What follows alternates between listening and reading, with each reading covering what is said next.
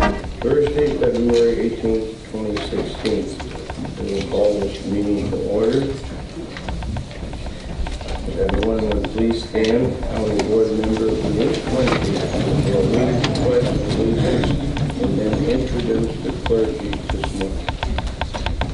I pledge allegiance to the flag of the United States of America and to the republic for which it stands, one nation, under God, indivisible, with liberty and justice for all.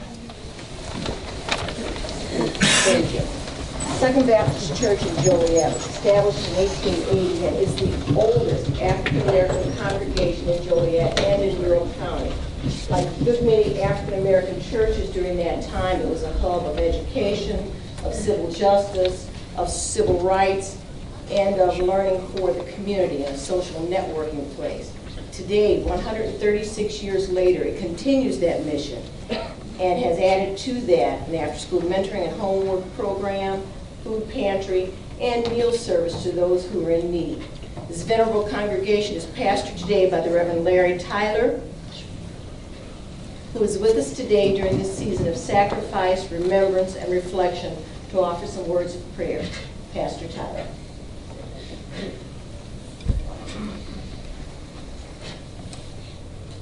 Thank you. Let us pray. Gracious God, our Father, we take not for granted this privilege. We're very thankful for this moment to invite you into this proceeding. We thank you, Lord, for all of the districts that comprise Will County. We thank you for the leaders. We thank you for this moment to focus. We ask you for clarity of thought. We ask you for wisdom.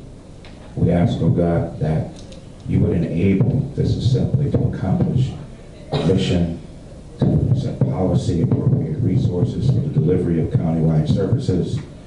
We ask that the vision could be accomplished, that everyone could have the highest quality of life, fully engaged with county government. And we ask for the upholding of the values set forth: accessibility, fiscal responsibility, forward thinking, collaboration, and leadership. We ask this all in the name of Jesus Christ for the future yet set before us. In his name we pray. Let everybody say, Amen.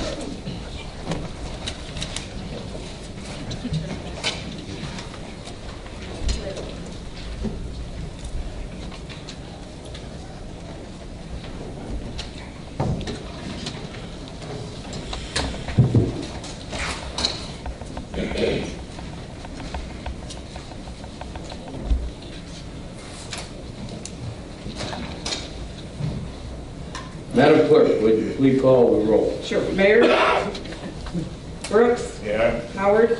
Here. Ogalla? Here. Singer? Here. Moran? Here. Rice? Here. Harris? Here. Trainier? Benefield? Here. Fritz? Here. Freitag? Here. Gould? Here. Balich? Quislum? Here. Winfrey? Here. Parker? Here. Staley Ferry? Here. Babbage? Yes. Wilhelmie? Here. Hart? Tumino? Here. Weigel? Here. Collins? Here. Ferry? Here. And Eustace. Here. Thank you. 23 present, 3 absent. 23 present, 3 absent. A quorum is present. Entertain a motion to place on file the certificate of publication. Moved by Mr. Babbage, second by Mr. Wilhelmie. Madam Clerk, call the roll, please. Sure. Brooks? Yes. Howard? Yes. Ogalla? Yes. Singer? Yes. Moran? Yes. Rice? Harris? Yes. Benefield? Yes. Fritz? Yes. Freitag? Yes. Gould? Yes. Quislum? Yes. Winfrey? Yes. Parker? Yes. Staley Ferry? Yes. Babbage? Yes. Wilhelmie? Yes. Hart? Yes. Tumino? Yes. Weigel? Yes. Collins? Yes. Ferry? Yes. And Eustace. Yes. Thank you.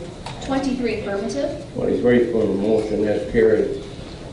Entertain a motion to approve the minutes of our Will County Board recess meeting of January 21, 2016. Moved by Mr. Wilhelmy, second by Mr. Ferry. Any questions? Any questions? Previous roll call by Ms. Rice, second by Ms. Winfrey. All in favor signify by saying aye. Aye. Contrary, motion is carried. Motion to approve the County Board Executive Session minutes of January 21, 2016. Moved by Mr. Muse, second by Mr. Brooks. Any questions? Previous roll by Ms. Winfrey, second by Mr. Howard. All in favor signify by saying aye. Contrary, motion has carried. Madam Clerk, please acknowledge our elected officials and the media that is present this morning. Sure. Auditor Duffy Blackburn, County Clerk Official Boots, our County Executive Larry Walsh, State Attorney James Glasgow, we have from the press, Farmers Weekly Review with Nick Breyer, Southtown Susan Lafferty, Herald News Lauren Leon Cross, WJL Monica DeSantis, and from Times Weekly we have Brock Stein. Welcome. Good morning. Thank you. First up is honorary resolution proclamation. County Board Member Ken Harris will read into the record, recognizing February as Black History Month. Mr. Harris. As I prepare to bring you this resolution, recognize February as Black History Month. This month, February, is always special to me. It's always a time of reflection on the contribution that African Americans made to our society. In addition, this month also has Valentine's Day, which signifies love. It also has President's Day, to remind our presidents, and also Lincoln's birthday. And always a time for reflection for me because this is the month of my birthday. But as we always say, we should not have to wait till February to recognize and honor someone. So as I read this resolution, it reads, whereas one of the best ways we can shape the future is to preserve what we value of our past, and whereas the African Americans have a rich heritage and Black History Month gives us an opportunity to learn about this important part of our nation's story, and whereas Black History Month serves as a celebration and an acknowledgement of invaluable contributions by African Americans to the spiritual character, economic prosperity, and cultural development of our nation. And whereas the theme for 2016 is Hallowed Ground, Site of African American Memories, tells the story of the place where African Americans have made history, from the Kingsley Plantation, the Sabo Home Site, the numerous stops along the Underground Railroad, Seneca Village, Mother Bethel A&E Church, and Frederick Douglass homes are sites that keep alive the 18th and 19th century in our consciousness and retain the memories of our forebears, struggles for freedom and justice, their belief in God's grace and mercy. Now, therefore, be it resolved that the Will County Board and the Will County Executive recognize February as Black History Month and acknowledge the outstanding achievement of African Americans throughout American history. Be it further resolved that the Will County Board and the Will County Executive encourage citizens of Will County to celebrate our diverse heritage and the continued effort to build a better tomorrow for our children and grandchildren. And I so move. Moved by Mr. Harris, second by Ms. Sadie Perry. Any questions?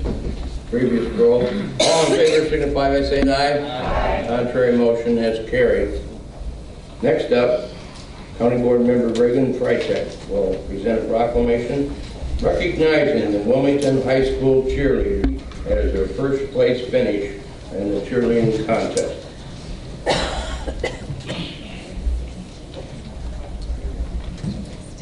Thank you, Mr. Executive. At this time, I would ask the Wilmington High School state champion cheerleaders to please come down and your coaches.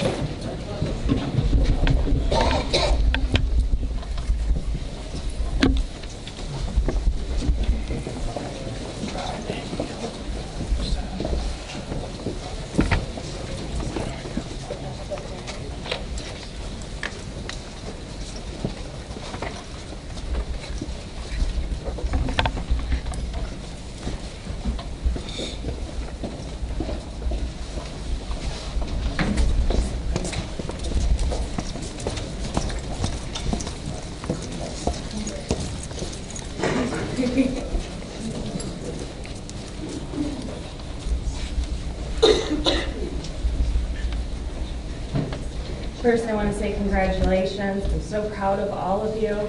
I know one of our fellow county board members, Rachel Manello, was down at the championship and watched you guys and said that you guys were pretty amazing. So I'm really proud of you. I'm proud to have you here.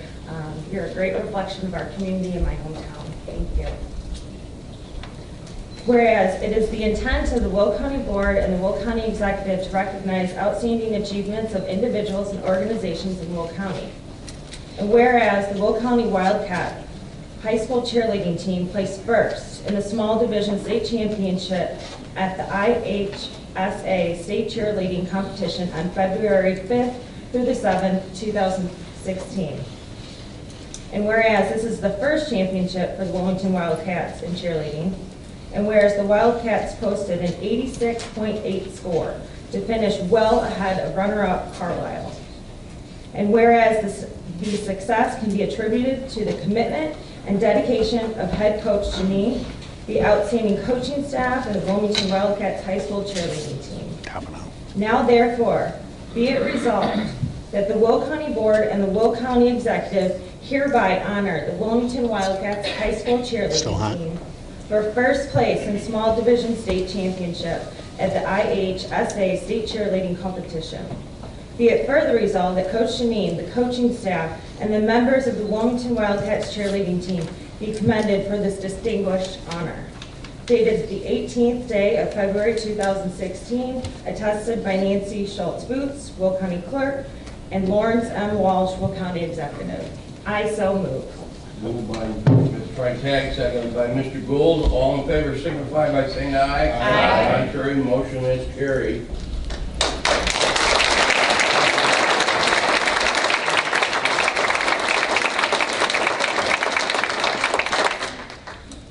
Thank you so much for this honor to the Will County Board for inviting us here. This is a tremendous honor to be recognized for the whole community. This team did an exceptional job this year. We worked really hard all year, and this was our ultimate goal and really absolutely a dream come true. The last couple weeks have just been a whirlwind, all the recognition and everything that we've received. We never even imagined that we would get all of these honors. We just wanted to have our accomplishments of feeling good and knowing that we did our best, and we know that we did, and we're extremely proud of ourselves. I'm extremely proud of my team, and as I said, this is an absolute honor to be here. This award is not only for our team but the entire community of Wilmington and all of the cheerleaders and students and staff and everybody who supported us along the way. Thank you so much.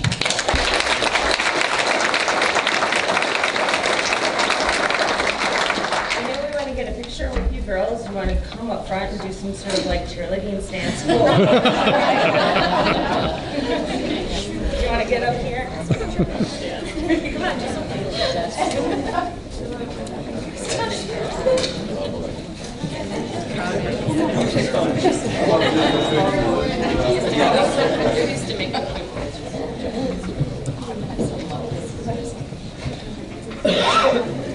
Follow people in the back.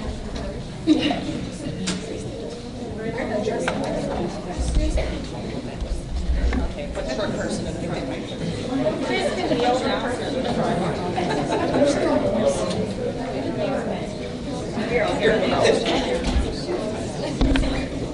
Yeah.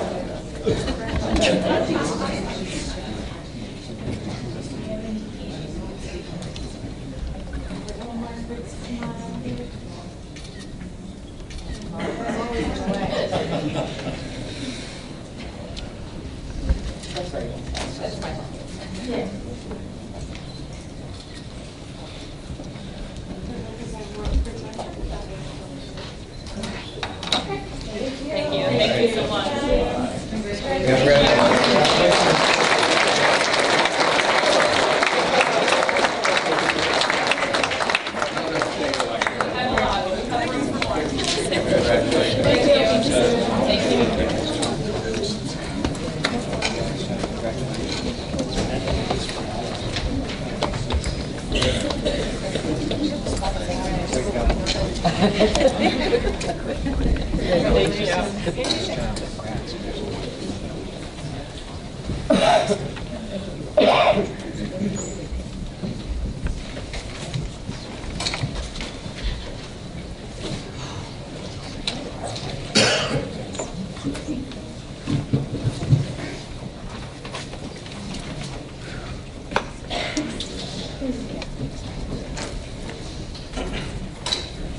All resolutions from the January 21, 2016 County Board agenda have been signed by the County Executive.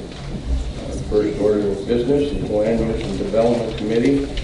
Mr. Weigel, Chairman. Good morning, everyone. Good morning, Tom. Our first item is to open the public hearing for the land use cases. I so move. Moved by Mr. Weigel, second by Ms. Collins. Madam Clerk, call the roll, please. Brooks. Yes. Howard. Yes. Pagala. Yes. Singer. Yes. Moran. Yes. Rice. Harris. Yes. Benefield. Yes. Fritz. Yes. Freitag. Gould. Yes. Griswold. Yes. Winfrey. Yes. Parker. Yes. Staley Ferry. Yes. Babbage. Wilhelmie. Yes. Hart. Tumanello. Yes. Weigel. Yes. Collins. Yes. Berry. Yes. And Eustace. Yes. Thank you. 22 affirmative. 22 affirmative. We are in public hearing. Please be advised, absolutely no new evidence or information will be allowed once this land use public hearing is closed. Today we have two cases to be heard. Case 6283-S and case 6285-M. We do have two individuals to sign up, Scott Flanagan and Pat Flanagan. They are wanting to, do you want to speak or? We're here to answer questions only. Okay, thank you, Mr. Agardell. Anyone from the public that wishes to speak on either one of these cases? Anyone from the public that wishes to make a statement on these two cases? Last call on anyone for wishing to speak. Mr. Weigel. Make a motion to close the public hearing. Mr. Weigel moves to close the hearing, second by Mr. Griswold. Madam Clerk, call the roll, please. Sure. Brooks. Yes. Howard. Yes. Pagala. Yes. Singer. Yes. Moran. Yes. Rice. Yes. Harris. Yes. Benefield. Yes. Fritz. Yes. Freitag. Gould. Yes. Griswold. Yes. Winfrey. Yes. Parker. Yes. Staley Ferry. Yes. Babbage. Yes. Wilhelmie. Yes. Hart. Tumanello. Yes. Weigel. Yes. Collins. Yes. Berry. Yes. And Eustace. Yes. Thank you. 22 affirmative. 22 affirmative, motion is carried. Continue, Mr. Weigel. Okay, our first zoning case, 6283-S, is a special use permit for landscape and lawn business in an A1 zoning district near the village of Mokina with 12 conditions. They have worked out an agreement with the village, and the village and the township are in agreement. I'll make a motion to approve. Moved by Mr. Weigel, second by Mr. Tumanello. Any discussion? Any previous roll by Mr. Babbage, second by Mr. Wilhelmie. All in favor, signify by saying aye. Aye. Contrary motion is carried. Next zoning case, 6285M, is a map amendment from E2 to A1 in Green Garden Township. Committee recommends approval, and I so move. Moved by Mr. Weigel, second by Ms. Hart. Any questions? Any questions? Previous roll by Ms. Winfrey, second by Ms. Rice. All in favor, signify by saying aye. Aye. Contrary motion is carried.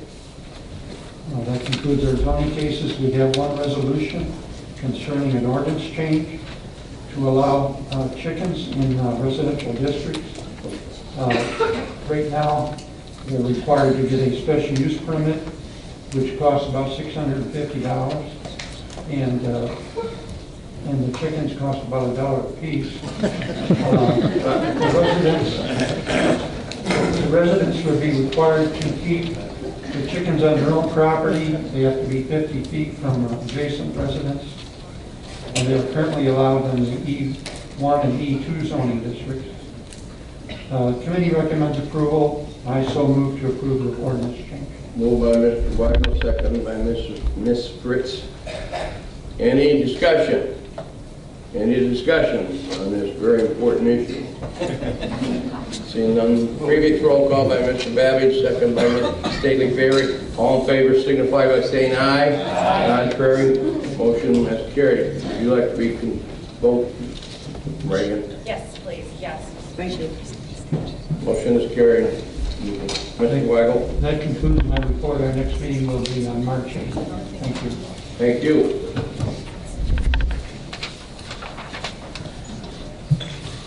Next up, Finance Committee, Mr. Frizzalone. Good morning, Norfolk County. And we have a monthly reports to place on file first. First report is a report from the Illinois Department of Revenue showing our sales tax in Neuqua County for the month of November 2015 to be $1.589041.79. The RTA tax received was $1,927,268.46 for a total of $3,516,283.25. We also have the Will County Monthly County Treasurer Report dated December 31st, 2015, and we have the quarterly financial report for the fiscal year ending November 30th, 2015 from our county auditor, Dr. Blackman. So we're going to put those all on file. So Moved by Mr. Frizzalone, second by Ms. Hart. Any discussion? Any discussion? All in favor signify by saying aye. Aye. Contrary, motion is carried.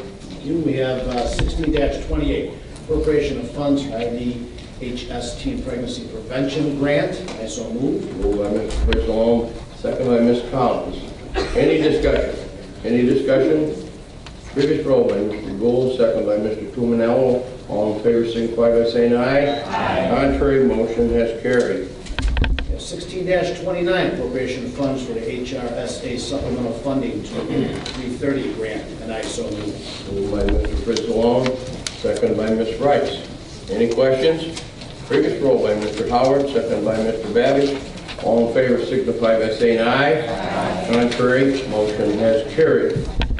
You have 16-30, which increases appropriation in the GIS budget, and I so move. Moved by Mr. Frizzalone, second by Mr. Brooks. Any questions?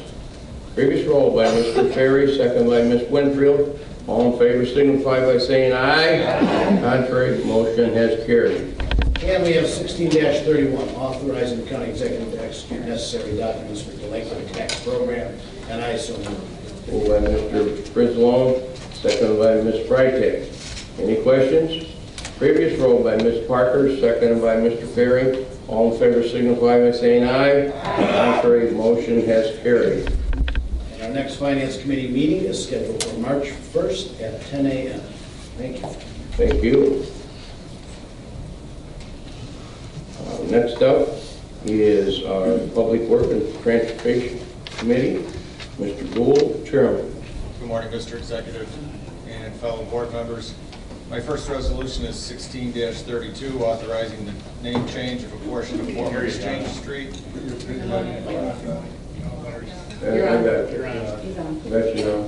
Okay. Yep. All right. Try it again.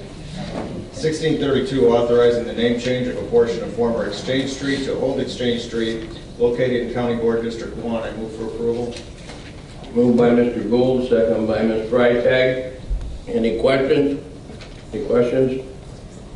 Previous roll call by Ms. O'Gallagher, second by Mr. Tumanello. All in favor signify by saying aye. Aye. Contrary, motion has carried. Resolution 1633, confirming an award of contract to deconstruction led on January 20th, 2016 to East Frontage Road over Grant Creek, County Board 6. I move for approval. Moved by Mr. Gould, second by Ms. Freitag. Any questions? Previous roll by Ms. Rice, second by Mr. Howard. All in favor signify by saying aye. Aye. Contrary, motion has carried. Resolution 1634, for improvement by the county under the Illinois Highway Code for the East Frontage Road over Grant Creek, County Board District 6, using MFT funds.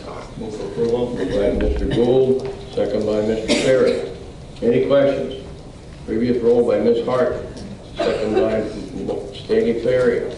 All in favor signify by saying aye. Aye. Contrary, motion is carried. 1635, an ordinance authorizing approval of the establishment of an altered speed zone, Zone 548, County Board District 7. I move for approval. Moved by Mr. Gould, second by Mr. Frizzalone. Any questions? Previous roll by Mr. Wilhelmie, second by Mr. Harris. All in favor signify by saying aye. Aye. Contrary, motion has carried. Resolution 1636, authorizing the Will County State's Attorney's Office to proceed with condemnation cases regarding the county's improvements on Cedar Road over Spring Creek, County Board District 7. Mr. Executive, we do have speakers signed up in this matter. I think the first order of business is for me to make a motion to place this on the floor for approval. Thank you. Moved by Mr. Gould, second by Ms. Parker. We do have speakers. We need a motion to suspend the rules. Mr. Executive, I would make that motion to suspend the rules to allow the speakers at this time. Second. Second by Ms. Freitag. All in favor signify by saying aye. Aye. Contrary, motion carried. We have a number of speakers. Our first one that has signed up is John Couch.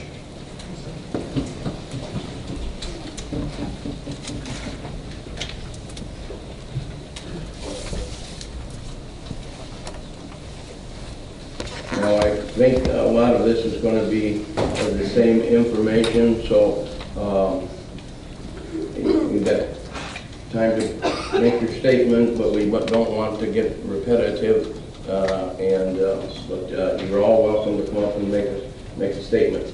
And these microphones are very, very sensitive, so you don't have to lean into them. They'll pick up your voice. Stand like you are right now there, John. Thank you very much, Mr. Walsh. My name is John Couch. I'm a longtime Will County resident. And Mr. Gould, we'd just like to ask and thank you all. I'm sure you've done an incredible amount of hard work in planning for the bridge and the future plans for Will County. Everybody's done a great job.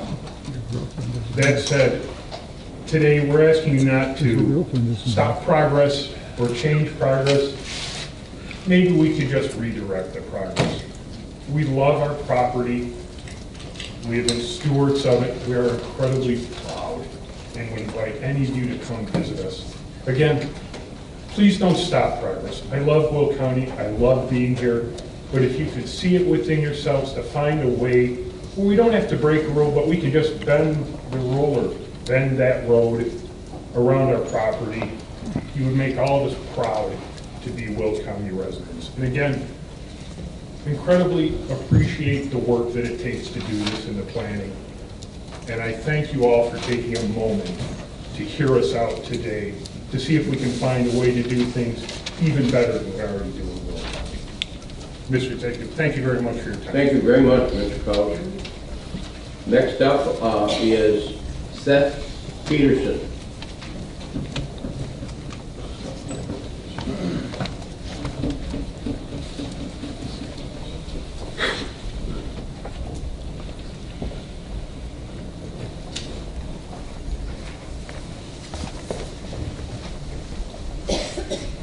Next in line will be Brenda Peterson.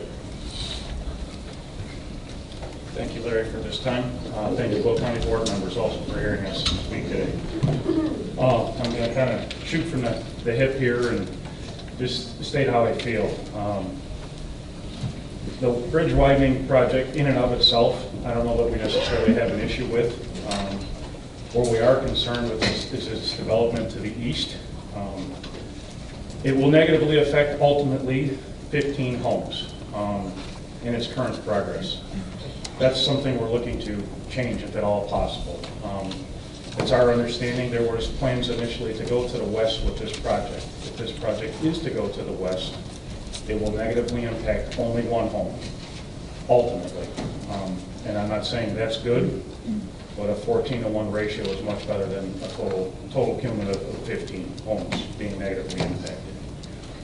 I also struggle with some of the finance position of it. There's a lot of vacant farmland there that could be used instead of taking people's homes, families, businesses, affecting so many when we can affect very, very few. I hope you hear what I'm saying on this. Financially, we struggle with how does the Will County DOT come up with acquiring improved homes and that pricing versus basically vacant farmland. If they did widen the bridge, the way I see it, again, this is the way I see it, I'm not an engineer, if they widened it at this date strictly to the west with 3 lanes, if there was any way they could not even do the approach, they would not negatively impact any homes at this time. As the construction progressed, we would only be working on one side of the road, only one ditch line, only one set of utilities, thereby eliminating lane closures. They could work on the 3 lanes, leaving 2 open, not impacting anybody and everybody like they are. If it continues the way it is, again, 15 homes will be negatively impacted, all of us, and there is 15 that are slated in question. At the current rate, it will affect all of us. If it can be moved to the west like it was originally planned, we can get it down to 1. And ultimately, that 1, right now, I don't think it should even be impacted either. So, thank you. I hope I made my point. Appreciate it, Mr. Welch. Thank you, Seth. Next up, Brenda. And after Brenda is Diana Peterson.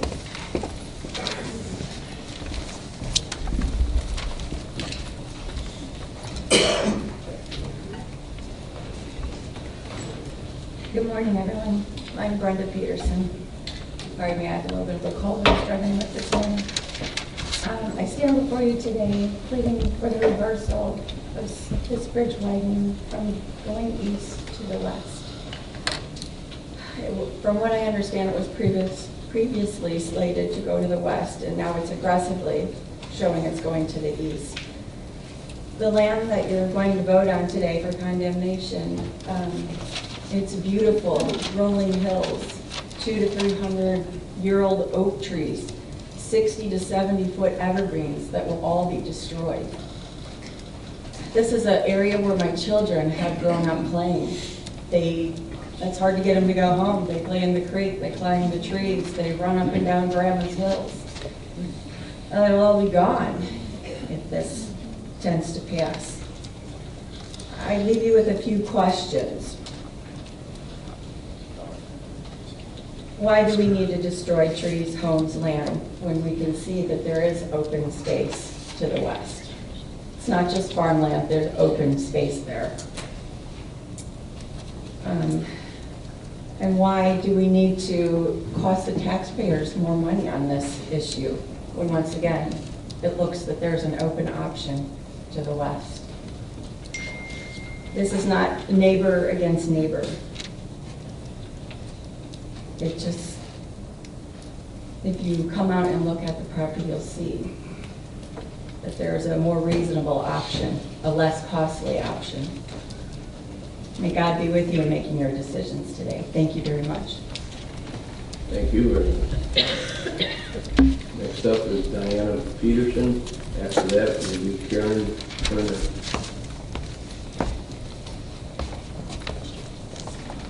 Good job.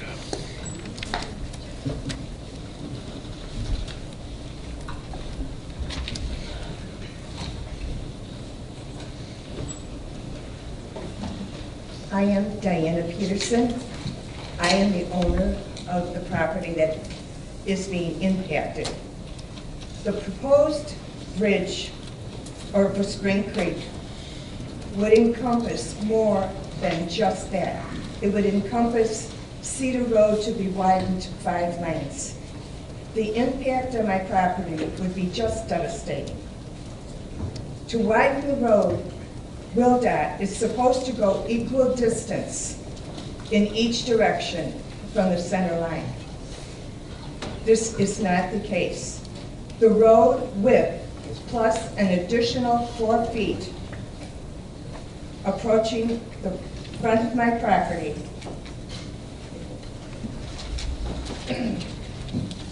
is being impacted. In addition, it angles to a pie shape in the back of the property, taking even more than 4 feet from the center line. This was taken from IDOT's plans.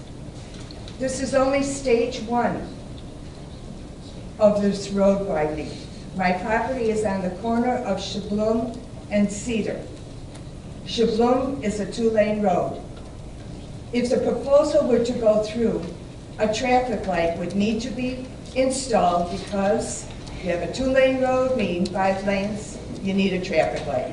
That would be more impact on my property. This all can be easily rectified just by going to the west, as it was originally planned during the making of the mall. No homes or properties would be taken, less cost to the taxpayers. If this goes forward, my home and property will not only be compromised, it will be devastated. I have been humbled and humiliated during this process, but after all, it is my home. Thank you. Thank you, Diane. Next up, Karen Turner, and then after that, Jacqueline Helen.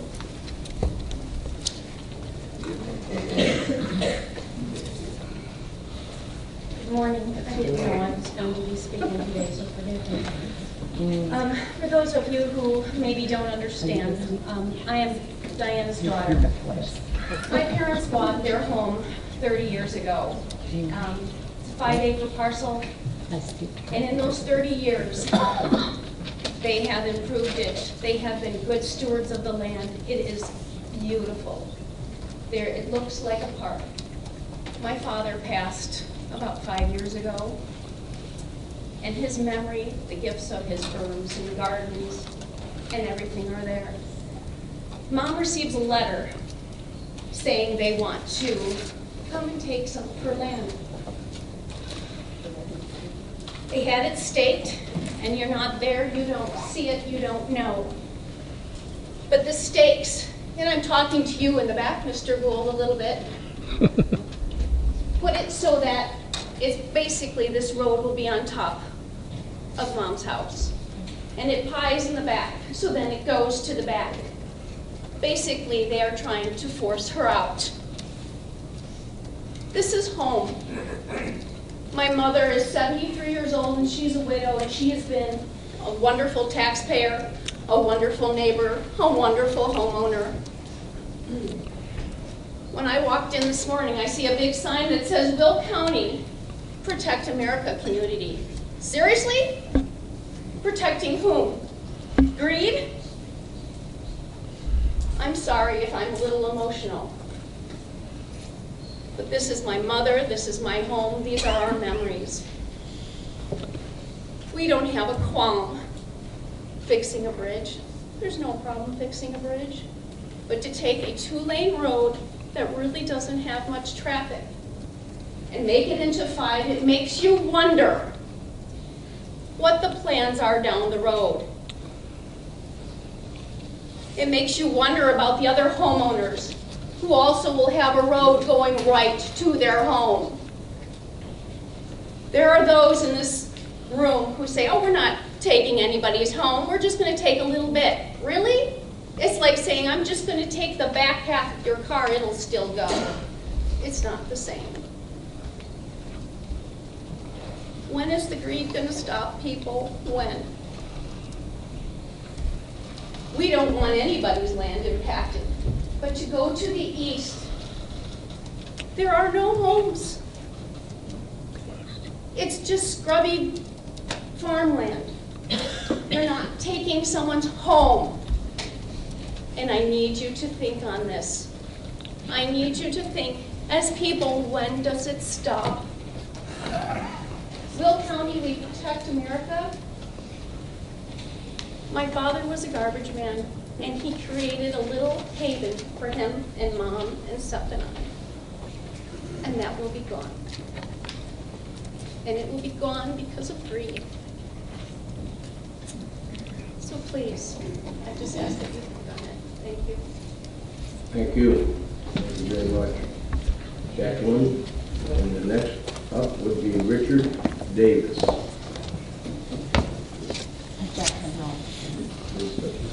Podium, please.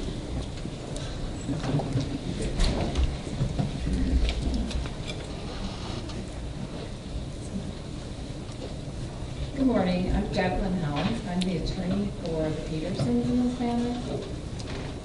I I'm here more for a legal perspective. I feel like my clients have done a nice job explaining the emotional aspects of their situation.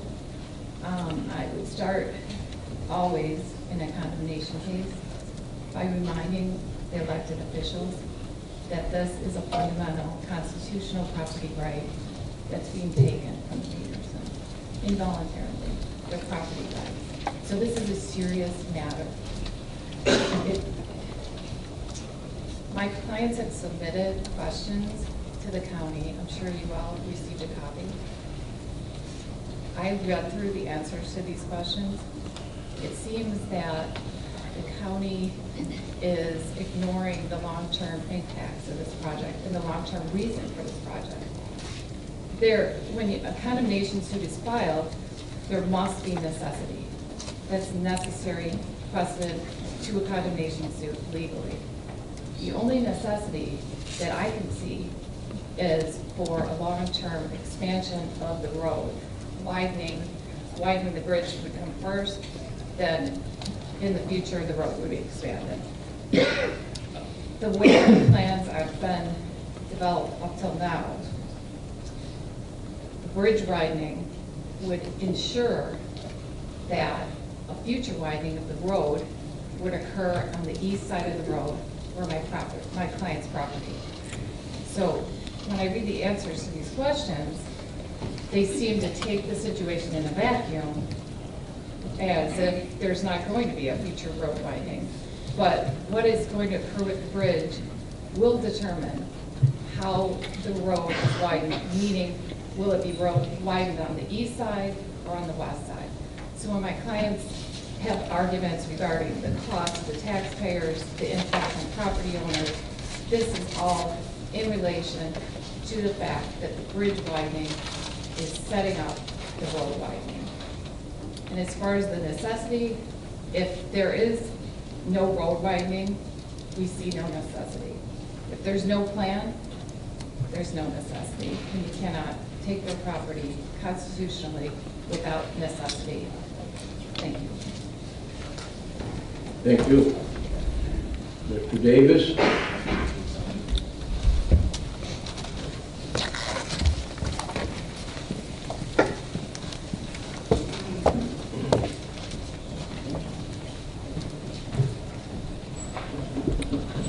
Good morning. Excuse me. My name is Richard Davis. I live on Summerfield Drive. It's a small neighborhood south of this bridge, just about a mile south. And I wasn't really made aware of the proposed widening of Cedar Avenue by any official means. Mrs. Peterson and I think it's John Turling notified me of the future plans. And I, as the previous speaker, just concerned about the common sense reasoning of expanding Cedar Road to the east, which has already been said affects several homes. I would be curious when the homeowners are going to be officially notified of plans. I don't know what the process is, but as already has been said, there needs to be some reconsideration of the reasoning as to why a road would be expanded into established homes instead of the opposite direction into basically cornfields. So I guess that's all I wanted to say at this point. Thank you. Thank you very much, Mr. Davis. Anyone else from the general public that wants to speak on this issue? Mr. Gould, do you wish to speak on this issue, Bruce?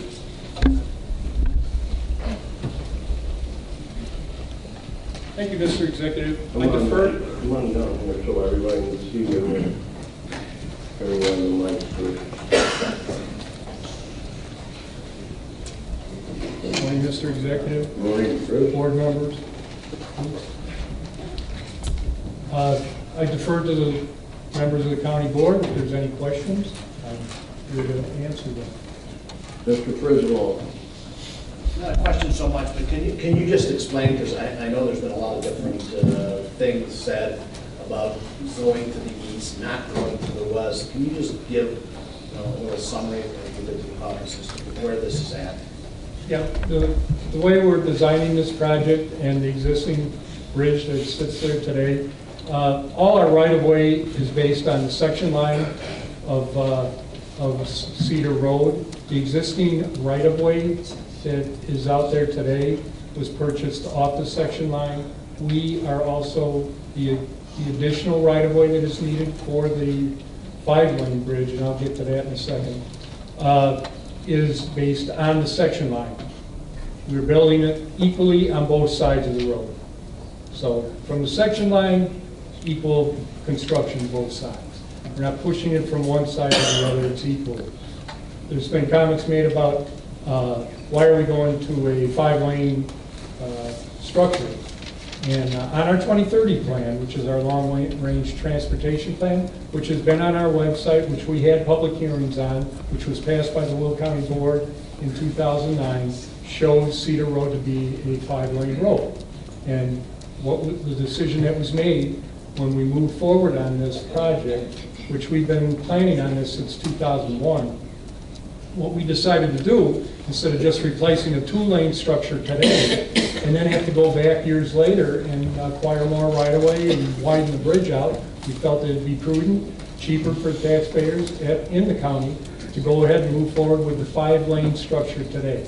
And that's what we are doing. There are 4 properties that are being affected on this project. 2 on the east side and 2 on the west side. On the west side, the same property owner owns both parcels. What I would like to comment on also, there's been a lot of talk about relocating this structure to the west. If we relocate the structure to the west, the dwelling, the 1-acre parcel, which has a dwelling on it, will be a total take. That house will be removed. I want to make that clear. So at this point in time, we're taking right-of-way equally on both sides. And as a matter of fact, along the Peterson property, we are taking 10 foot less to try to reduce the impact. Yes, sir. 2 other questions then. One, how close will this come to the Peterson house? And then secondly, when the street gets fully built out years from now, how many homes would have to be taken? Okay. To answer the question with the right-of-way, at this point in time, with the right-of-way that we show, there would be 20 foot from the right-of-way line to the corner of the house. Now that's the right-of-way. That's not the road. The road, if the 5-lane cross-section goes through, the back of curb to the existing house on the section line would be approximately 51 feet. Okay? I'm sorry, what? The second one is about, once it expands fully the road, how many homes would Okay, you take? there's also been some comments about we're going to condemn parcels to the south. At this point in time, I don't see any parcels that would be condemned. If we relocate the road to the west, there will be, in this project, there will be a complete take of the existing house on the west side, which is occupied. There's been a lot of comments made by people that say it's unoccupied, there's nobody there, it's vacant. That is not true. We talked to the property owner this morning, and her brother has lived in that house his whole life, and he lives there today. So it is not a vacant parcel. And then also, what of this previous plan that was supposed to be on the west side, was there ever a previous plan that was supposed to be all on the west side? No, sir. We never had any plans. The only plans that we have are the plans that we made for the structure. We don't have any roadway plans for Cedar Road from Route 6 to 159th Street. But our 2030 plan does show the widening for that section of road with the growth. And if we decided to change everything, what kind of additional cost would it be? Well, just for the structure alone, we are talking minimal $500,000, just for the structure alone. That includes, that is only right-of-way and engineering. That's not what it would take to do some engineering with the roadway to put in some curbs. And what I would like to tell members also, this structure, this project is federally funded.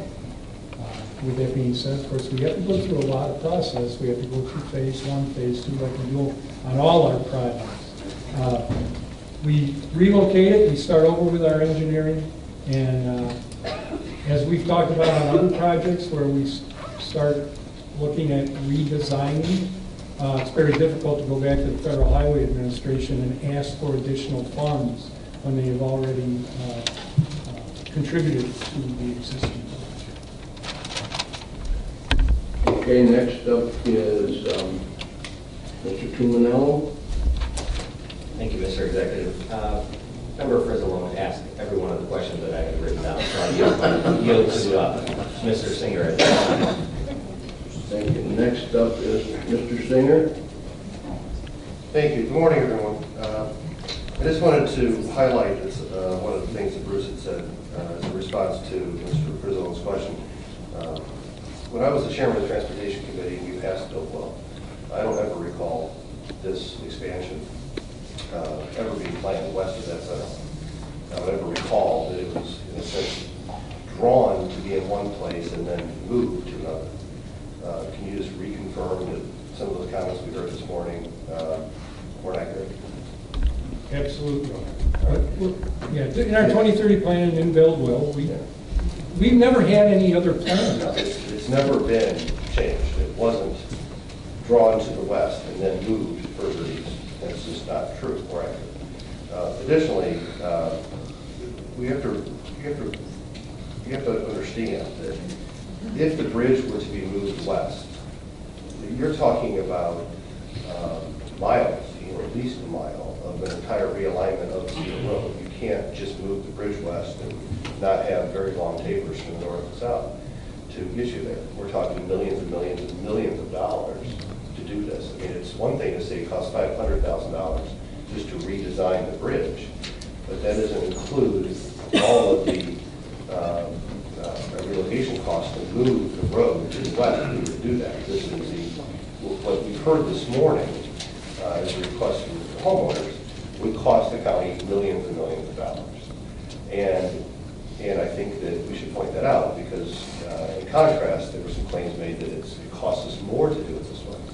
The reality is it would be far more expensive to do it in the west. But additionally, if we did that, it would also, in my opinion, and I'm looking for your answer on this, it would also require a complete realignment and reconstruction of the intersection at 6th and Cedar. Well, it absolutely would, unless we offset Cedar Road. Yeah, and that is, now at this point, we're talking a really, really, really big number. No, you're right, because, yeah, if we continued on that line, then the intersection of Cedar Road and Route 6 would now be offset from the south leg of the intersection. Correct. And it would also require that Cedar Road south of 6th that has to be realigned, impacting all that property. That is correct. Thank you. Ms. Fritz, you had a question? Mr. Gould withdraw the question. Okay, thank you. Next up is Mr. Mustis. I would perhaps like to address going forward. And I know, Bruce, when we show, here's what the potential taking is of land. We do have some ability going forward, though, during the negotiations to mitigate best we can impact. I'm saying this because what people see today, we could try to ease the impact as much as we can. So I'm asking about as we go forward and negotiate, and I encourage people to negotiate and don't ignore the process. that goes forward. So what is your ability to try to help mitigate impact to folks while we go forward in the negotiation? Yeah, what we do, we always try to negotiate in good faith. The last resort is condemnation. Even though we bring forward this resolution in front of you this morning, and it's for all the parcels. It's not just for this parcel, it's for all of them. We are in negotiations with the other property owners. That doesn't mean that sometimes things can't go south on us, which would require it. But that's a last resort. We don't file unless there is no other alternative. That's how we've always gone. During the negotiation process, if there are things that we can do to lessen the impact, if we can make design changes, we will do that. But we have to go through the negotiation process to get to that point. When our negotiator originally contacted the Petersons, their attorney, their counsel, they weren't interested in negotiating. We have not been able to negotiate with them. We are negotiating with the other property owners. But we will continue to try to move forward if they will sit down with us. Okay, Mr. Commissioner. Yes, thank you. Next up, Mr. Weigel. Bruce, how wide is the pavement of these 5 lanes? How many feet? The structure itself is 84 feet.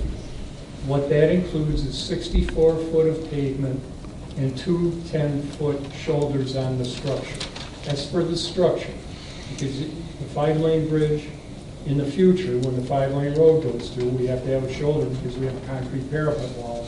We can't have the traffic right alongside. So that's for the structure alone. For the pavement, it will be 64 foot. And why do you need 150 feet of right-of-way for 64 foot of pavement? Well, Won't we narrow the right-of-way down? If in fact we can narrow the right-of-way down, Mr. Weigel, we will do that. At this location, we are not taking 75 feet. At the structure, at the Peterson property, we're taking 65 feet. Then we are moving out wider as you get closer to the structure because we need that for the structure itself and to do work in the channel. But along their frontage, along Chicago-Bloomington Trail, until we get close to the structure, we're only taking 60. You say you have to stay on the center line. I don't think that's written in stone or it's a law that you have to be on the center line. If you get away from the structure, I think you could move the road west, going south of the structure, and you wouldn't impact all the residents on the east side of Cedar Road. There's vacant land there. I think you should design, you can curve the road a little bit. I drive down roads every day, they curve this way and that way. I can steer my car, no problem at all. I don't know why you feel you have to have a straight road all the time down the center line of the road. Okay, well, I didn't say that we have to build it on the section line, but that is really the policy, and that's how all the right-of-way is built. The existing right-of-way is off the section line. So no, we could relocate the road, but when you're saying open land, it's not only open A1 land. As you get closer to Route 6, there is a very large commercial parcel at the corner, which the members that were here around 2008, if you recall, there was the large commercial complex that was going to go in there, and that is all in the village of New Lenox. North of there is all zoned residential and R4, which is multi-unit. And then as you go further to the north, there is some agriculture. But it isn't just agricultural zoned property. It is used for agricultural purposes at the moment. The property north of Route 6 on the west side, which the village in New Lenox has future plans for commercial development. I talked to the mayor last couple of days. They don't have a problem with moving the road west. They would like to see the road improved eventually, and they don't want to impact the residents on the east side of the road. So the village, I think, would be in favor of moving it to the west. I have a pretty good relationship with Mayor Baldwin. I have not spoken to him about this specifically, but if in fact that was his desire, he has not relayed that to me. I asked him to be here today, but he said he had a meeting at 10:30, he couldn't be. Next up is Mr. Howard. I want to go back to the section lines for a moment.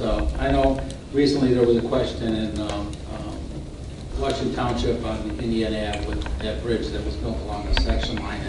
And I believe if you look at the history of the section lines, basically that's the way all of the property was developed. Am I correct on that, saying that? And also too, when the majority of the property owners will own, even on a county road, to the center of the road, is that correct? It's dedicated right away, they will own to the center of the road. And generally that was set up originally in 1800s or so for the property line. So the idea, I think, back then is basically you go from the section line, equally you impact each property owner on each side, correct? Yep. Is that a good assumption? Yeah, just a little history lesson. Township form of government in the state of Illinois. The township road system, 36 square miles typically. It changes, but the townships are basically 36 square miles. Each section, it's 6 by 6 square.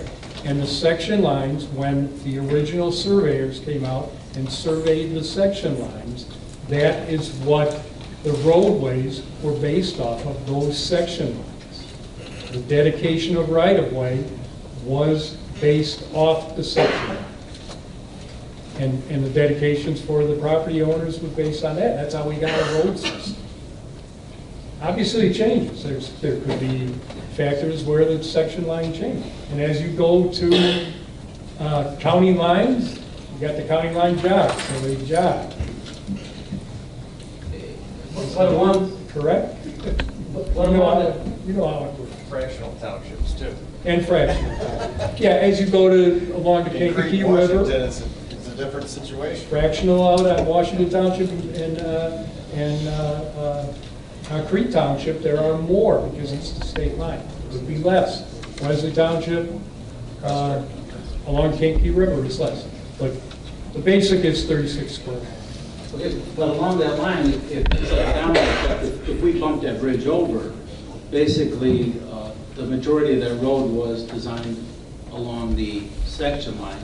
So basically we're going to create another curve in the road, which, as Mr. Singer pointed out, that's going to have a financial impact, a large financial impact down the road. Absolutely. Am I correct on that? Absolutely. Okay. So. And also too, where we get some of the curvatures in the roads is, that has to do with the curvature of the earth. That's where Why you have offsets in the roads? Yeah, the county lines and that, you're correct on. All right, well, thank you. Next up, Ms. Hart. I am really quick. I would like to call for the vote, but being the president of the Forest Reserve, I must ask about the trees. What was the whole thing with the trees? Because I had heard different stories of how many trees that were going down, and I heard at one time 300 trees. Is that? Not on this project. Okay. So No, that there's a minimal. And as I said with Mr. Eustace's comment, we'll mitigate as much as we can to do the least impact that we can. But I think the largest impact on the largest tree, I should say, on the one parcel we're talking about specifically, as I remember the plans was a 22-inch tree. Oh. It's a little different than what I was hearing. And if you drive down Cedar Road and look, there is a tremendous amount of trees in the right-of-way, in the existing 40 feet. If you look at the fence lines, you look at the trees along there, there's a lot in the right-of-way. Those are existing that, part of what our road system is now. Okay, thank you. Next up, Ms. O'Gowan. Bruce, I have a couple questions for you. First, I was wondering, how old is the current bridge structure? 1957. 1950. 59, 60. Okay.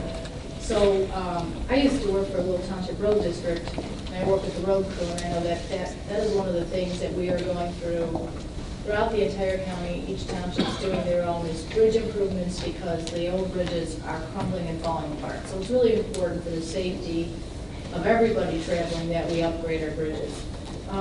So I just wanted to ask then, so the current layout where it is right now, is it skewed off the section line? 3 feet. 3 feet. Yes. Because I know. I'm sorry. And that question was raised to me, why the 3 foot?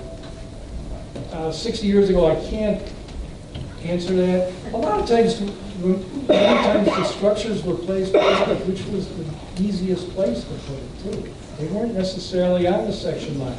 Mr. Howard brought up the one we just replaced on Indiana Avenue. There is a jog. It was off the section line. Many times what they did 50, 60, 80, 100 years ago, they replaced those structures where it was the easiest to place them and the cheapest. So they may not be necessarily exactly on the section. This one is 3 foot off the section. Okay, because I know replacing roads out in township, in Will Township, which is in eastern Will County, we just have rural roads out there, but I'm sure at one point this was a rural road. And so sometimes what happened was trees were in the middle, in the right of way, and so cars just sort of drove this way and drove that way. So the road kind of generally moved over the course of time, and this way maybe 3 feet, you know. And it could have changed as time goes. And I know that it's very hard when we would do a road improvement from a stone road to a tar and chip road, which is all we have in eastern Will County. And you would come across the property owners, and you have to put the road back on the section line where it should be. Because that way, it is fair for all the property owners. I shouldn't take more of your land, nor should, you know, and I don't want to give you any of mine. So we would have to do that, and in doing that, property owners are very upset. And over the course of time, little trees randomly grow up here and there, and now they're full-grown trees. Could be nice trees, could be grubby trees, doesn't really matter. A tree is a tree, and everybody loves a tree because it provides the, they look nice, and they provide shade, which is nice. But if it's in the right-of-way, for the right clearance, for the road crew to get down the roads, and everything like that, it does become necessary to unfortunately take down trees. And I know that's a hardship, nobody likes to lose a tree, and I understand that, but it is necessary. Well, and what you said is exactly true. The section line will not change. And that section line was originally surveyed back 1800s or earlier when the township was formed. That section line stays where it is. And you have many situations where the road may meander through that. Basically, the 66 foot was the basic right-of-way. I was out in Will Township many times working for the highway commissioner, and I'd go out and I'd lay out the section. And the roads they meander. And we would have problems out there when we go and try to put it back on the section line because those roads were not, the existing pavement was not centered on the section. But the right-of-way dedication was off the section. Right, and so that makes it very hard for the property owners. And I just really want to say this, because I live on a farm, and I hear this all the time, that people feel that their home is more important than my farm. And I just want to say this. In America, everybody's property is very important. It's very special. And no one's property is more important than your own. And so I understand that. I get where everybody feels, and I understand that. I feel for you. I live out in the area where they'd like to put an airport. And many people have lost property there via condemnation even now, and there isn't even an airport or funding or anything. So this is a road. We have to do the bridge structures throughout the county for safety. We've got trucks that are way heavier than they used to be. We've got this on your 5-year plan for replacement, and it makes sense that we do this, and it makes sense that we go ahead and put the 5-lane structure in now. We have no idea if on the when 2030 rolls around that we'll actually put that 5-lane in. That's a changing thing as we evolve. Depends on the growth of the county. So I just wanted to say that. I wanted to clarify that, and then I do want to say that farmland is very important because when you go home today, you're going to be eating, and that, what you're eating came from a farm. And it is just as important, and their home is just as important as where you live. And it's a hard thing, and being a highway transportation person, as Bruce Gould, it's a hard thing, but unfortunately, we have to make hard decisions. Thank you. Thank you. Mr. Gould. Mr. Brooks. Oh, Mr. Brooks, you didn't have your hand? Oh, His light's on. Oh, I thought we put the light on. Okay. there you go. Thank you so much. Mr. Executive, I think we've heard a very good dialogue today of both sides of this issue. And Mr. Gould has informed us as well as this audience has informed us. And I think with the dialogue that we've heard so far has given us enough information for me to come to this point and call the question, because I think we all have a better understanding now. So my request, Mr. Executive, that we call the question.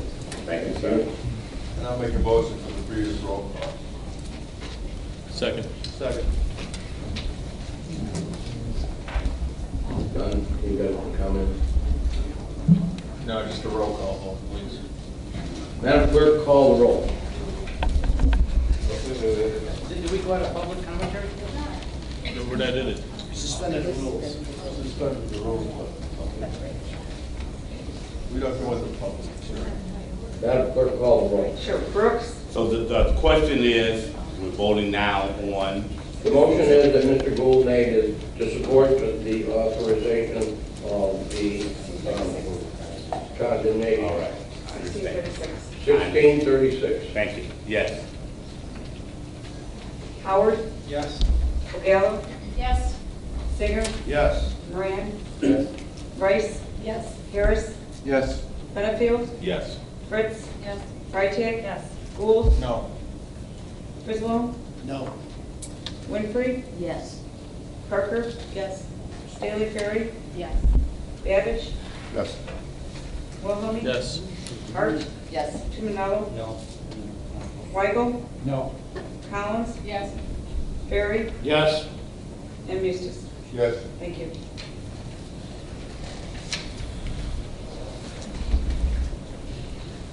Affirmative, 4 negative. 19 affirmative, 4 negative, motion has carried. Please continue, Mr. Gould. And resolution 1637, authorizing an agreement between the County of Will and Northern Illinois Gas Company for the reimbursement for relocating facilities along 135th Street, County Board Districts 3 and 7. Move for approval. Moved by Mr. Gould, seconded by Ms. Parker. Madam Clerk, call the roll. Brooks? Yes. Howard? Yes. O'Gallo? Yes. Singer?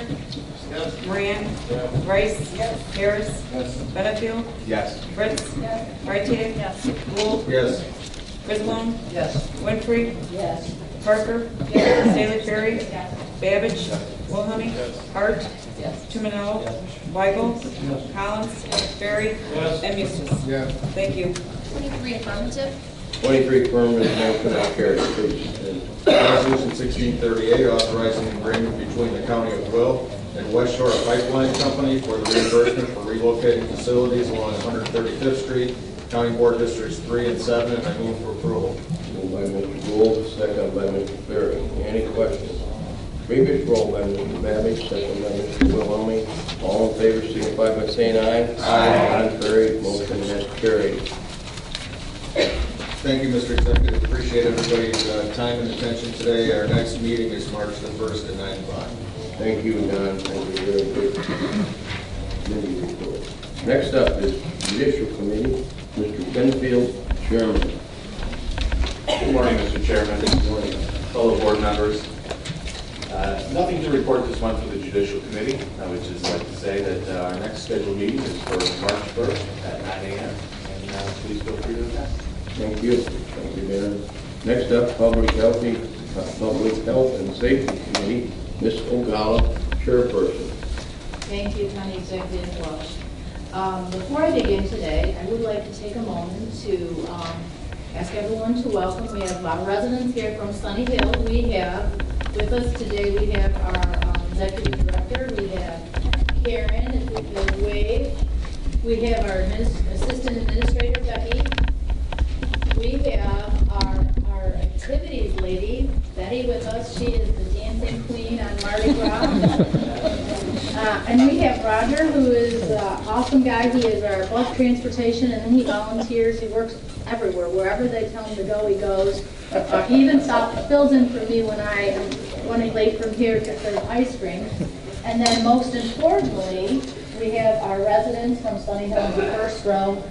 So if you guys would all wave so they can see where you're at, I would appreciate that. These are our residents.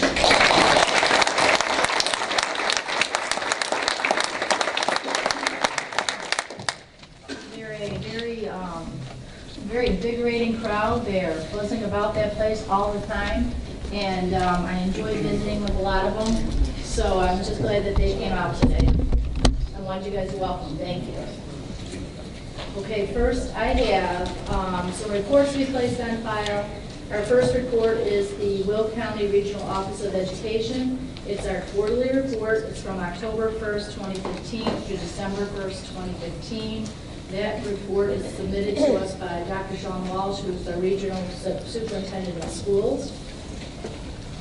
My second report is our Veterans Assistance Commission. And this is prepared by Superintendent, which is Christina McNichol. And so some people may not really be aware of what that commission does. I just was going to read a little brief part that she prepared to the governor.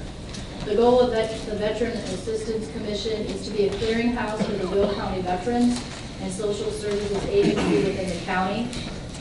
The Veterans Assistance Commission has the ability to gain access to resources for very specific veteran needs. Through outreach services, we are able to find, research, and substantiate each resource agency that we refer our veterans to. Our office believes that no information is better than misinformation. For this reason, we ensure that the agencies, government and organizations, and education facilities we work with understand what the Will County Veterans Assistance provides, and as we understand what they need, what they offer. So it's a very important organization for Will County to have, work with us so that our veterans can find the necessary things that they need as they move forward. I'd like to place those reports on file. Moved by Ms. O'Donnell, second by Mr. Frisbone. All in favor signify by saying aye. Aye. Contrary motion has carried.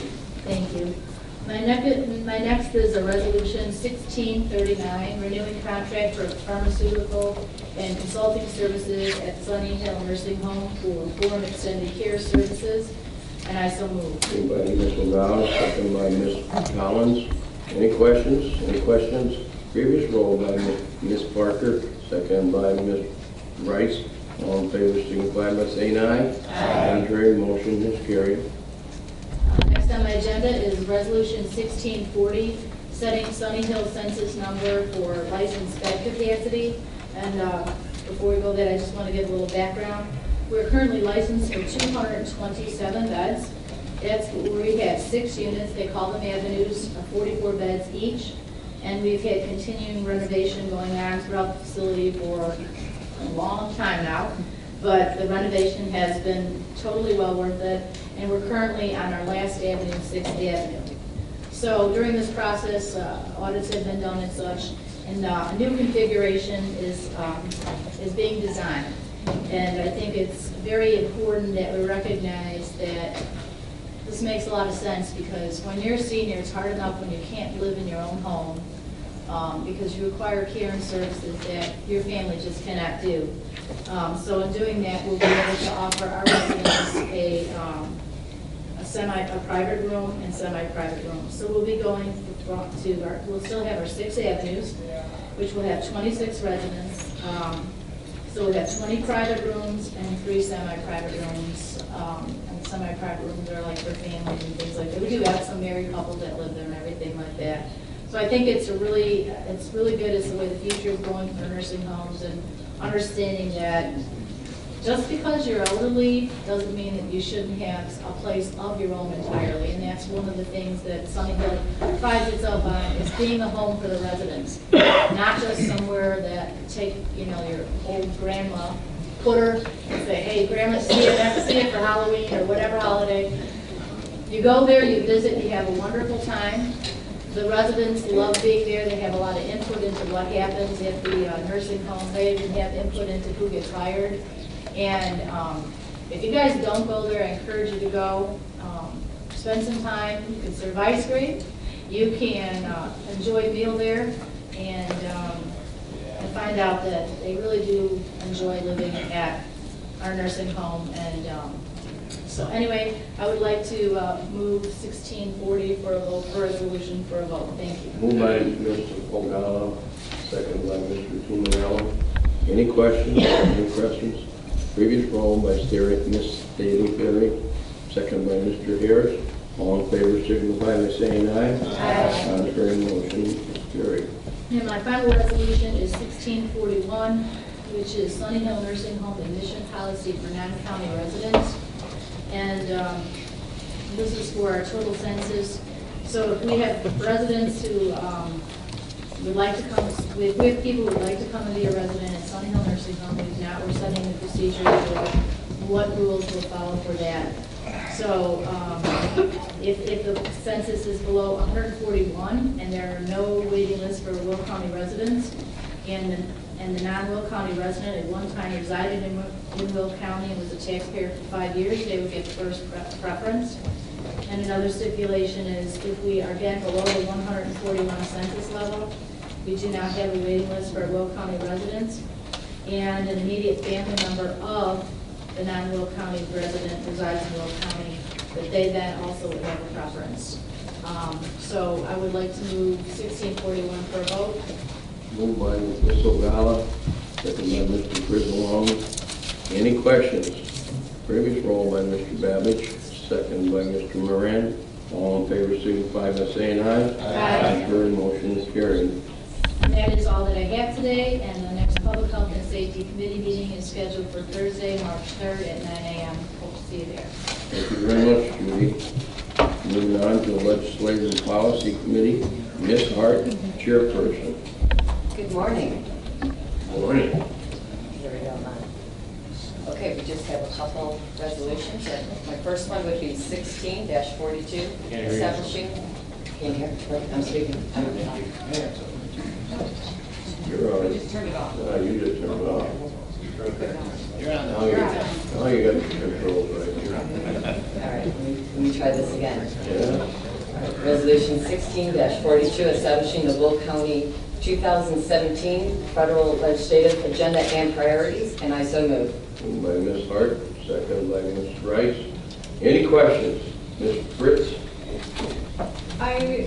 In reading this document, I found it to be full of grammatical errors, and I don't think that this is something that Will County, as a group, we should say, this is our position, this is our document that we're willing to send out to the federal government or anyone else.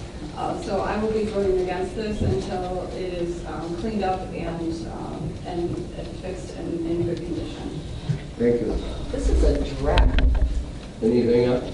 Go Did ahead. I write, Nick, if you want to, this is a draft of what our legislative agenda is, Gretchen. This is not, a matter of fact, we were just talking about going down to DC, and Nick will go in and proof and clean up the verbiage. I'm correct? So this is not what exactly, this is just what our priorities are. This isn't the English form of letter that's, it's not going to be this beautiful thing right now, okay? Right? What do we do? We're not doing, like, we will go in, it'll end up being here. If you want to look at our other form, I mean, I'm not sure what. Nick says you'll do it. Well, Nick is doing it. Okay. Gretchen proofreads for a living. Yes. Maybe we should have Gretchen work with that. Any other comments? Any other comments? Motion second. Second. Move previous roll call by Mr. Brooks, second by Mr. Willem. All in favor signify by saying aye. Aye. Contrary, Ms. Fritz is a no. Thank you very much. The next resolution is 16-43, opposing the sweep of special funds, and I so move. Moved by Ms. Hart, second by Ms. Parker. Any questions? Any questions? Previous roll by Mr. Moran, second by Mr. Harris. All in favor signify by saying aye. Aye. Contrary, Ms. Fritz? You're yes. Thank you very much. Motion is carried. Thank you. Our next Legislative Policy Committee meeting is scheduled for March 8th at 9 a.m.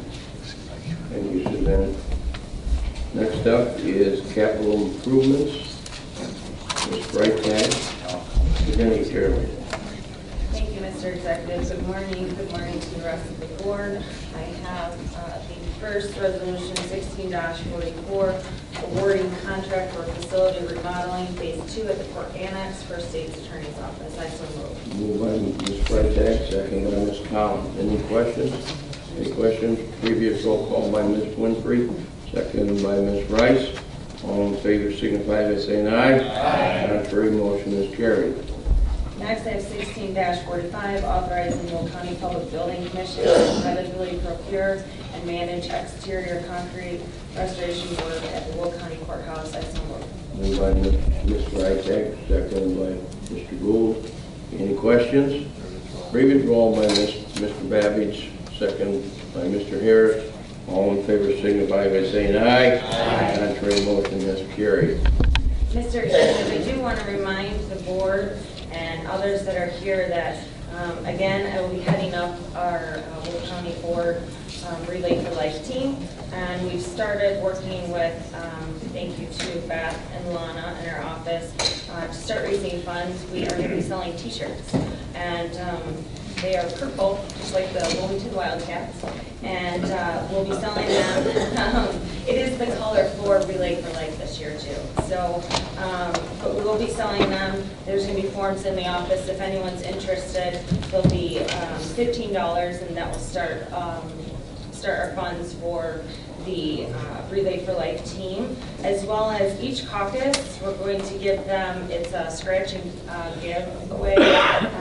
Each caucus will have one of these forms, and any member of the caucus that chooses to scratch off, and it will ask you to donate $1, $5, $10. So each caucus will have that, and you can turn those into the office as well.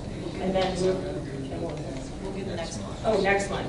And we are trying to plan our bartending event that we did last year, so we'll get you information on that as well. Our next Capital Improvements Committee meeting is scheduled for March 1st at 11 a.m. Thank you, Reagan. Next up is our Executive Committee, Mr. Eustace. Good morning, Mr. Executive, County Board.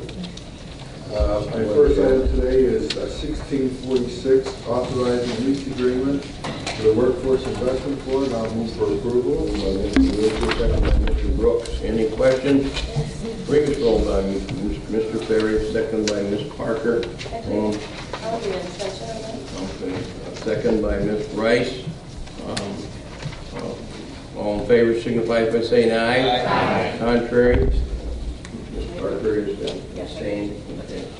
Motion is carried. And next we have 1647, awarding bid for electronics recycling. Funds are available from the Solid Waste Management Fund, and I will move for approval. Moved by Mr. Eustace, second by Ms. Winfrey. Any questions? Previous roll by Ms. O'Gallagher, second by Ms. Collins. All in favor signify by saying aye. Aye. Contrary, motion has carried. Next, 1648, authorizing contract for new county-wide radio system infrastructure. I will move for this is the final contract which is attached, and I will move for approval. Moved by Mr. Eustace, second by Mr. Gould. Any questions? Any questions? Previous roll by Mr. Wilhelmi, second by Ms. Rice. All in favor signify by saying aye. Aye. Contrary, motion is carried. 1649, authorizing IGA with Will Township for the Will County Mobility Management Plan, and I'll move for approval. Moved by Mr. Eustace, second by Mr. Howard. Any questions? Any questions? Previous roll by Ms. O'Gallagher, second by Mr. Tumanello. All in favor signify by saying aye. Aye. Contrary, motion is carried. Actually, it's 1550, authorizing amendment to the existing lease for the office space for the public defender, and I will move for approval. Moved by Mr. Mustis, second by Mr. Moran. Any questions? Previous roll. By Mr. Brooks, second by Mr. Wilhelmie. All in favor, signify by saying aye. Aye. Contrary, motion is carried. Let's have the appointments of the county executive. I'll move for approval. Moved by Mr. Mustis, seconded by Mr. Brooks. Any questions? Previous roll by Ms. Winfrey, second by Ms. Stady Ferry. All in favor, signify by saying aye. Aye. Contrary, motion is carried. Mr. Executive, that concludes my report. Thank you very much, Jim. Moving on, public comment.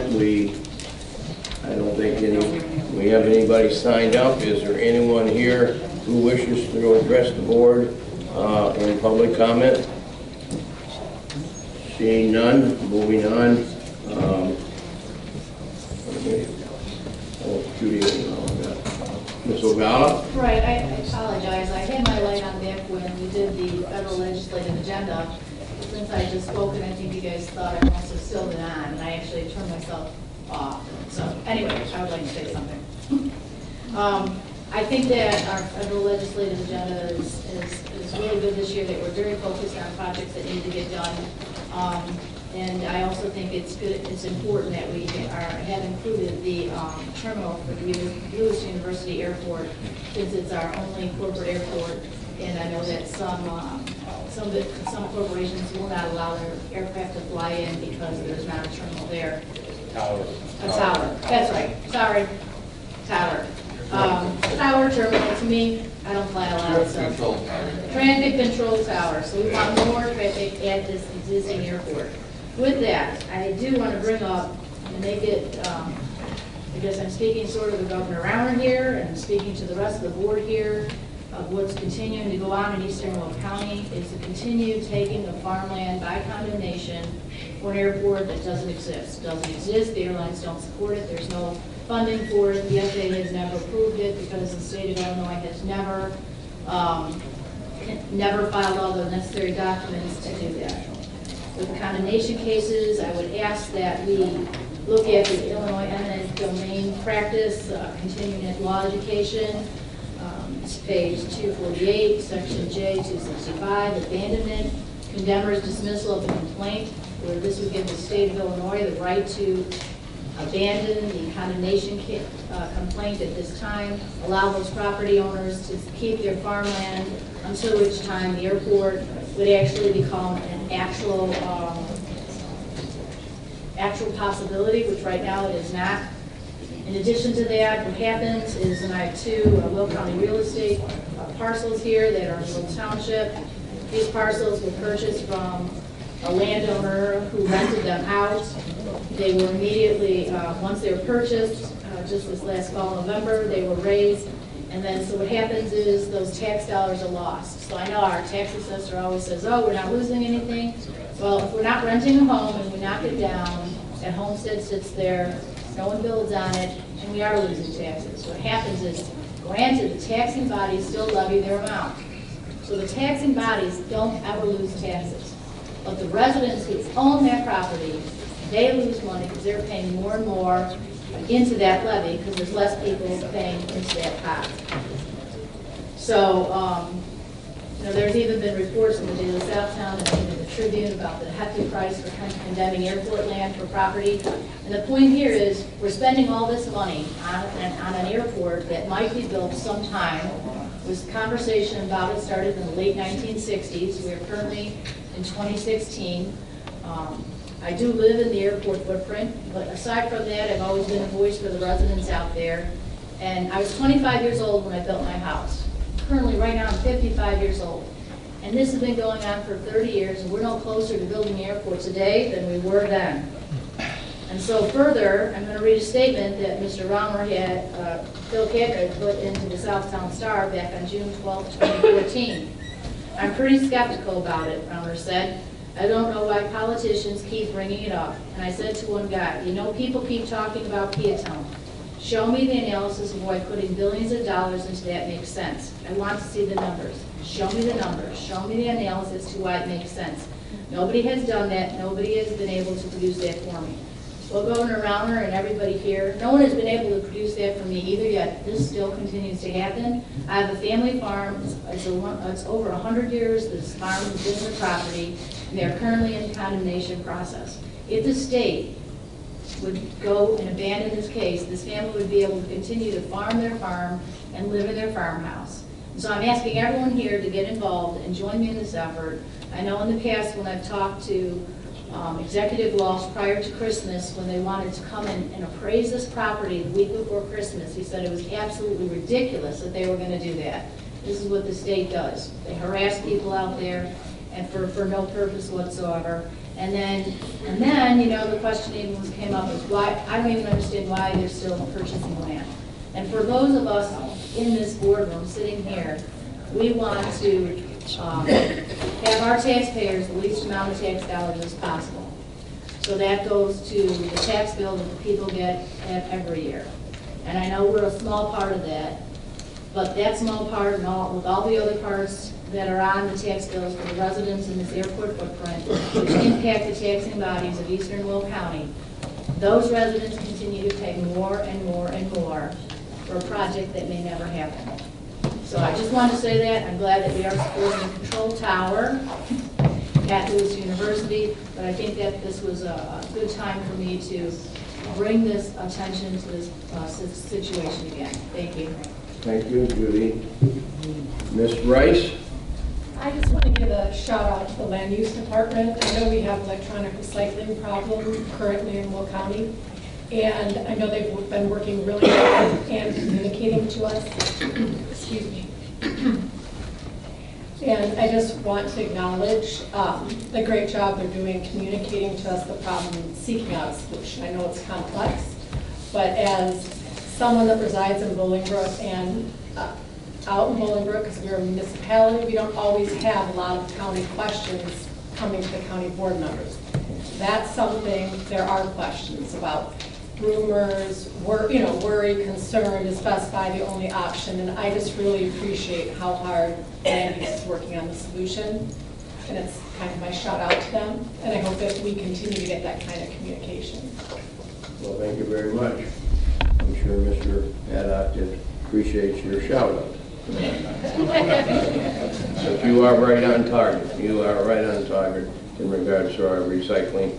And I'm telling you that Will County is the leader in moving this issue to the forefront because of other counties evidently don't feel that they're going to be, hampered by this. But we have legislators in Springfield, especially Emily McCasey, Representative Emily McCasey, that has taken up the ball and really running with this.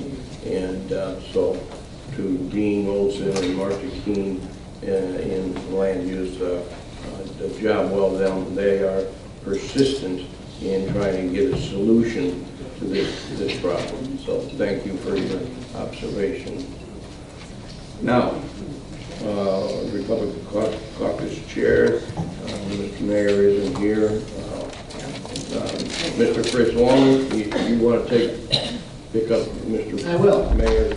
Well, I'd like to congratulate Wilmington for their fine efforts, but you all may not know that Will County is the capital of the cheerleading winners in the state of Illinois, because as Wilmington had won in the small division, in the large division, Joliet West came in first, Providence came in second, Neuqua Valley came in third, and in the top 10 we also had Lincoln Way North and Lockport High School. So out of the top 10, we had 5 from this county.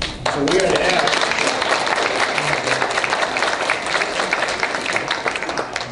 The only other thing I wanted to say, I want to apologize for my comments last year. I misspoke when I said the Cubs would win the World Series. Last year, what I meant was this year.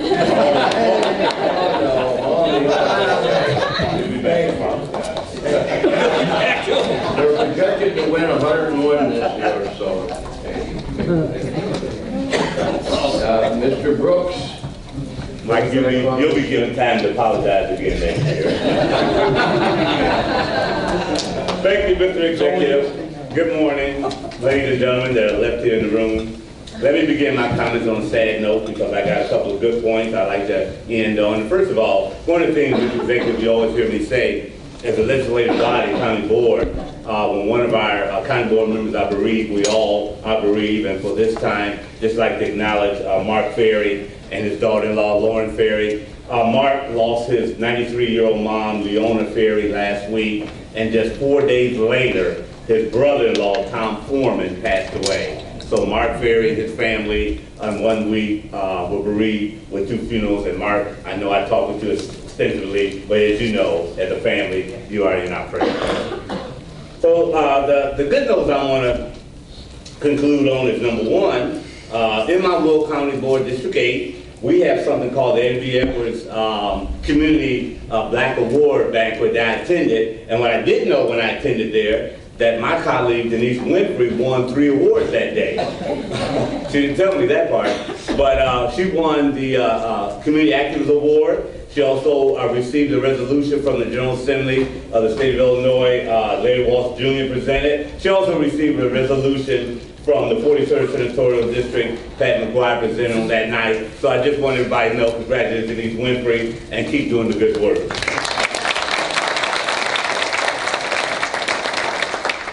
And then the Black History Month, thank you so much, County Executive and Will County Board for acknowledging Black History Month, and also Ken Harris' birthday that month too. I know that's important, at least to his wife, for recognizing that resolution. I really do appreciate that, so thank you so much. And Mike Frizz-Alone, thank you for that information because not only do we grieve with our legislative body, but we also celebrate. And Will County District 6, it happened in Wilmington, down in Reagan, and we're happy for you, and we certainly congratulate you for the Cheerleader Women's School. And lastly, let me just remind everybody, we are still in our 40 days of Lent, and whatever your sacrificial sacrifice that you have made, stick to them. When they end in 40 days, right now we all getting along, but when they end in 40 days, we'll go back to our old selves. And everybody, behave. Stick to your sacrifice you made, and God bless you all. Thank you, Mr. Executive. Thank you, Pastor Brooks. Next up, County Board Speaker, Mr. Mistis. Okay, there we go. You know, I'm going to be short. I almost was taking so long, Reverend Brooks. I thought you were going to think we were going to pass the hat to the audience. No, thank you for all your comments. You know, I am thinking spring. Thinking baseball since Mike brought it up. You know, I'd like to remind all those Cub fans you did finish 3rd in your division last year. Well, they were last, but we weren't saying they were going to win. So, you know, we expected it, you know. But at any rate, I'd like to thank everybody, you know, for all their work all month. You mentioned some of our youth. We've seen these cheerleaders today. But you know, I like to say occasionally, we have the most exceptional high schools in the state of Illinois. It doesn't matter. It really doesn't matter what school. When you look at how they perform in academic competitions, how they perform in athletic, prep sports, I think hands down, we're probably the #1 county in the country. So we are really fortunate here, and it's really a reflection on our families, the parents of these kids. We have really the greatest people, I believe, in the whole state of Illinois. And it is difficult when we have difficult decisions to make, like we've had today. We're hearing from residents. So I know how difficult it is for all of you sometimes to make those decisions. So I thank you for all your hard work. Last month, and you know, we got a lot of work ahead of us in the upcoming year, so thanks everyone. Thank you, Mr. Mistis. Before we leave, Mike McMarini wants your attention just for a few seconds. I just wanted to touch base on your new PA system. I hope you like it, and loud enough for us and works well. I just want to remind you that when you come in, there's on the touch screen, there's a button that says enter. Right on the screen. If you hit that button, that will bring your screen alive, and that will right now allow you to see who is waiting in line to speak. Because remember, we don't have to raise our hands anymore. All you have to do is hit the speak button. Anybody who wants to try that, that will turn green on your button, and also on Larry's screen, that will give him a lineup of who and when someone pushed their button to speak. So then Larry can just go through the process of speaking in order. So when leadership gets together and decides when to move to the next phase of voting, that's where your voting buttons will be on that touch screen, where there will be a yes, no, or abstain. There will be no pass button, so there's no passing anymore. Yes, no, abstain. And I think Jim and the leadership and Larry will get together and decide when we're going to go to that next phase. I know Nancy is excited about going to that. Today we have a flash drive in the new PA system that is recording everything. And I know Beth is using her old-fashioned little recorder, but we're going to see how this works. And that's taking all the minutes. And then when you do start voting from this equipment, that will calculate all the votes. Nancy won't have to count, and it will keep track of all of those votes for forever. We're able to download those. Nancy will be able to download those and email them to the press, because there's a lot of times press asks for who voted for what, and that way. So they'll be able to just email that right out. So hopefully maybe by April we can go to the next step and move forward. That's all I got. Thanks. Thank you, Michael. Mary. Mr. Brooks. I forgot a very important element today in my comment, and that is today is Bob Howell's birthday.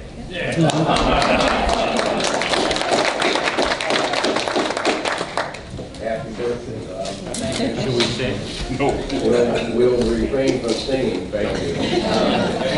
I want to say thank you to our wonderful residents from Sunny Hill coming and witnessing our monthly county board meeting. Thank you, Karen, and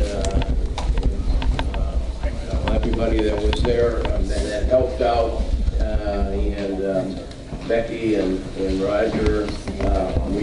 They do a terrific job out there. We are very, extremely proud of our Sunny Hill Nursing Home facility and what shape it. And give us another year, and it's going to be tip top, right, Karen? Absolutely. Okay, that's good. With that, we will stand on recess until Thursday, March 17th at 9:30 a.m. Everyone have a great day.